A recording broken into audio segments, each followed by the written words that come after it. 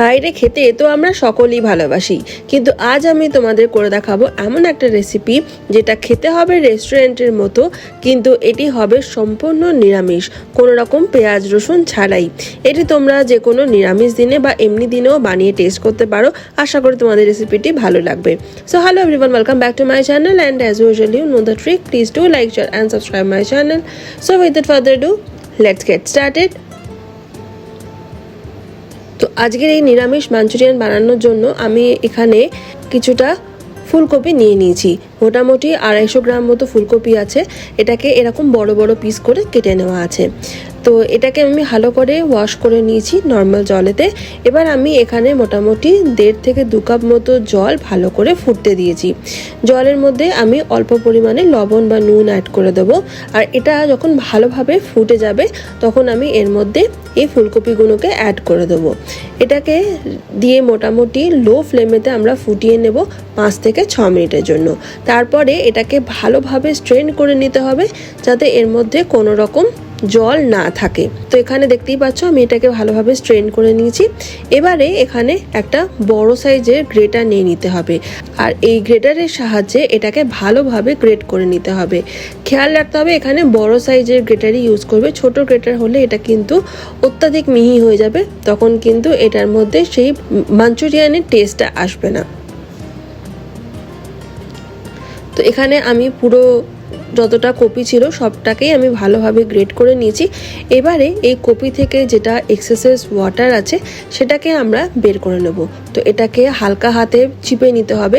অত্যাধিক চিপে নিলে কিন্তু এটার মধ্যে যে ময়েশ্চারটা আছে সেটা চলে যাবে। তো তাই এখানে হালকাভাবে এটার যে এক্সেস ওয়াটারটা আছে সেটাকেই শুধুমাত্র আমরা বের করে আর একটা বাটিতে আমি এটাকে স্টোর করব।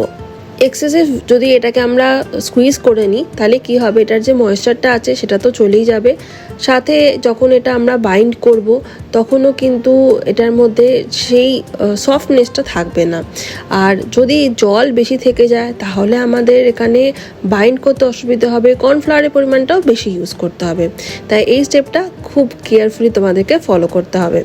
আর এবারে এই কপিটার মধ্যে আমি অ্যাড করে দেবো খানিকটা বয়েলড আলু। আলুটা অ্যাড করার সময় তো খেয়াল রাখতে হবে বয়েলড আলুটা যেন বেশি নরম না হয়ে যায় বা বেশি সগি আলু কিন্তু এখানে অ্যাড করা যাবে না। হালকা হার্ড থাকবে সেরকম আলু এখানে অ্যাড করো, দরকার পড়লে এটাকে গ্রেট করে নিয়েও অ্যাড করতে পারো। এবারে আমি এর মধ্যে কিছু মশলা অ্যাড করে দিচ্ছি।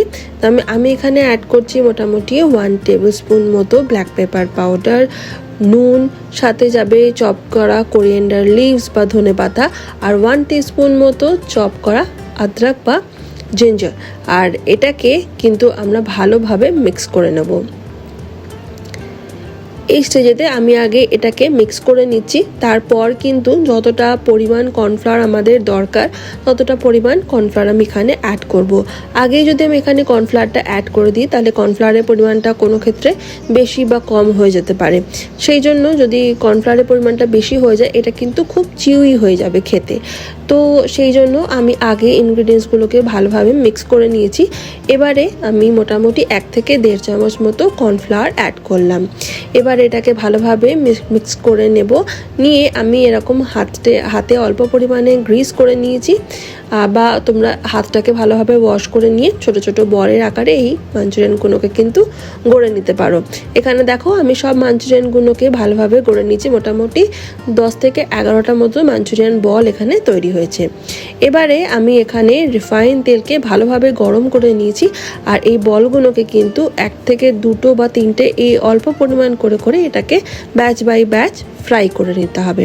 আর এটা তেলে দেওয়ার পরে মোটামুটি 10 সেকেন্ড মতো কিন্তু একদম টাচ করা যাবে না। তারপরে একটা স্পুনের হেল্পে যেরকমভাবে আমি এখানে দেখিয়েছি হালকা হাতে এটাকে নাড়িয়ে নাড়িয়ে এটাকে চারিদিক থেকে ভালোভাবে ফ্রাই করে নিতে হবে। আর যখন এটার কালারটা মোটামুটি ফ্রাই হয়ে ব্রাউন হয়ে যাবে তখন আমরা একটা ছাঁকনিওয়ালা হাতার সাহায্যে এটাকে ভালোভাবে এদিক ওদিক ফ্রাই করে নিয়ে এটাকে তুলে নেব।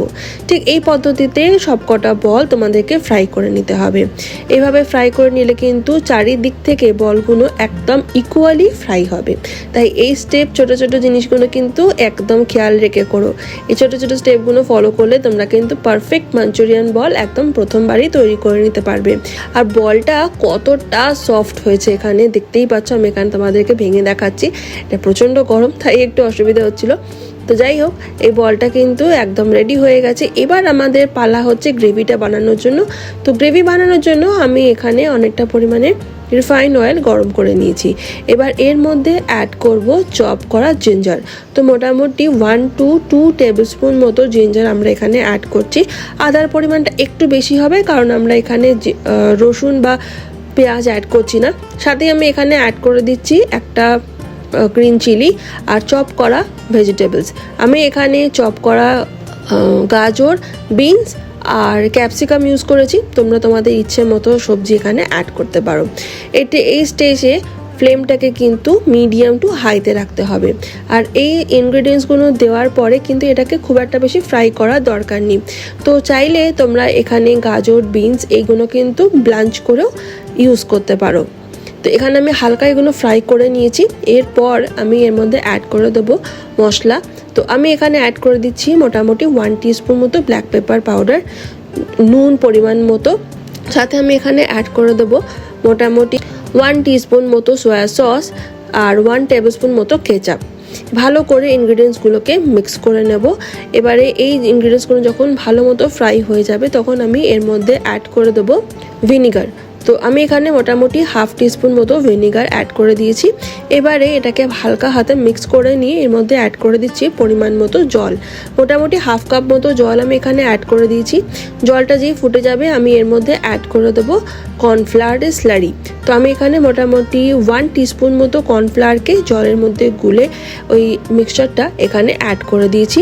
যতটা পরিমাণ মিক্সচার আমাদের দরকার ততটা পরিমাণেই কিন্তু এখানে অ্যাড করতে হবে। বেশি মিক্সচার অ্যাড করে দিলে কিন্তু এই গ্রেভিটা অত্যাধিক থিক এবং জেলি পরিমাণে পরিণত হবে। তো সেই জন্য এই স্টেপগুলো কিন্তু একদম কেয়ারফুলি করবে। আর যে এটা মিক্সচারটা একটু ফুটে যাবে আমরা এর মধ্যে মাঞ্চুরিয়ান বলগুলোকে অ্যাড করে জাস্ট হালকা হাতে মিক্স করে নেব। আর 1 থেকে 2 বার ফুটে গেলেই কিন্তু আমাদের গোবি মাঞ্চুরিয়ান নিরামিষ পদ্ধতিতে একদম রেডি। এটাকে তোমরা লুচি, পরোটা, নান কিছুর সঙ্গে সার্ভ করতে পারো, বা এটা যদি তোমরা অ্যাজ আ স্টার্টার সার্ভ করতে চাও তো এটাকে আরেকটু ড্রাই করে নিতে পারো। আর এটাকে as a starter easily serve করা যায়। তো আই হোপ তোমাদের এই রেসিপিটা ভালো লেগে হবে। যদি রেসিপিটা ভালো লেগে থাকে তো প্লিজ প্লিজ প্লিজ চ্যানেলটিকে সাবস্ক্রাইব করতে ভুলো না। আর যদি রেসিপিটা ভালো লাগে তো নিজেদের ফ্যামিলি আর ফ্রেন্ডসের সঙ্গে শেয়ার করার সাথে সাথে লাইক করবে আর কমেন্ট করে কিন্তু অবশ্যই জানাবে তোমাদের রেসিপিটি কেমন লাগলো। তো দেখা হচ্ছে পরের ভিডিওতে। ততক্ষণের জন্য চ্যানেলটিকে প্লিজ সাবস্ক্রাইব করে নিও আর শেয়ার করো। ততক্ষণের জন্য টাটা।